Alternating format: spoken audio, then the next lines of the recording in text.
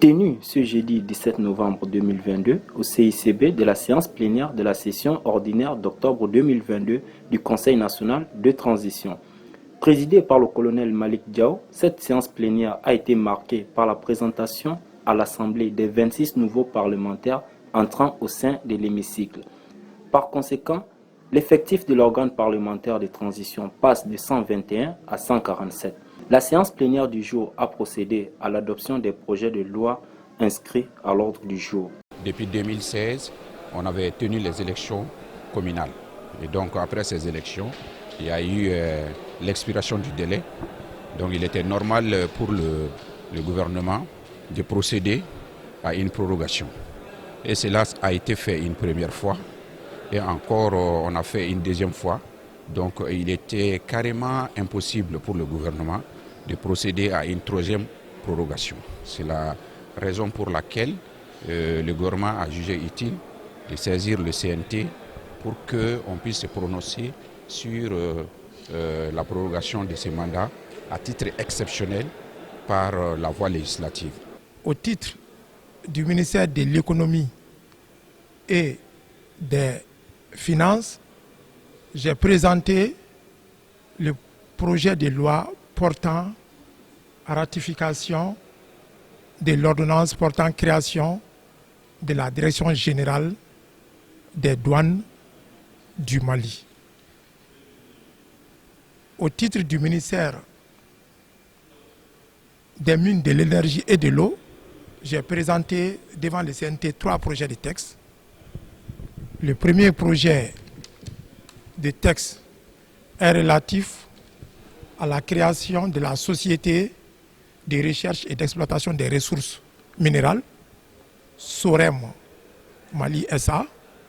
Le deuxième projet de texte au niveau de ces départements était relatif à l'approbation d'un accord de prêt entre l'État du Mali et la BEAD, accord relatif au renforcement du réseau électrique national. Et toujours au titre du ministère des mines, de l'énergie et de l'eau, le troisième projet de texte était relatif à la modification de la loi relative à l'inspection de l'énergie et de l'eau. Au titre du ministère des Transports et des Infrastructures, j'ai présenté devant le CNT le projet de loi de modification de la loi portant protection de la voie publique. Alors, c'était un plaisir pour moi de constater que les 5 projets de texte ont tous été adoptés par le CNT. Nous avons été chargés de la modification d'une loi qui existe depuis 2006 en lien avec la protection de la voie publique. Donc cette loi et son application était devenue très difficile parce qu'il y avait un article là-dedans qui faisait qu'on ne pouvait pas appliquer la loi de façon efficiente. Donc il a été question de procéder à la modification de cet article, notamment l'article 17. Vous savez que cet article prenait en compte la valeur de la voie, la valeur de nos routes. Et vous savez bien qu'aujourd'hui, nos routes sont vieillissantes, donc leur valeur résiduelle ne représente rien, pratiquement.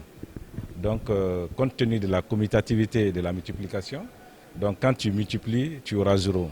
Donc cela rendait très difficile vraiment l'application de cette loi.